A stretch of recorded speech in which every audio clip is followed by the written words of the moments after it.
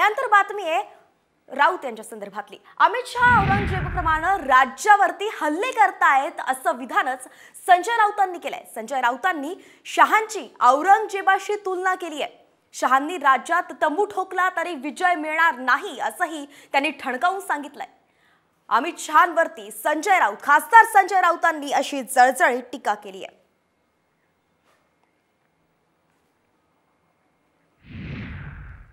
काँग्रेस पक्षाला सूचना दिल्या असतील महाराष्ट्रातल्या, तर मी त्या सूचनेचं स्वागत करतो, पण आम्ही या संदर्भात कोणाशी चर्चा केली नाही। राज्यामध्ये कोणत्याही परिस्थितीमध्ये कितीही प्रयत्न केले, अमित शहा यांनी महाराष्ट्रात तंबू ठोकले स्वतःचे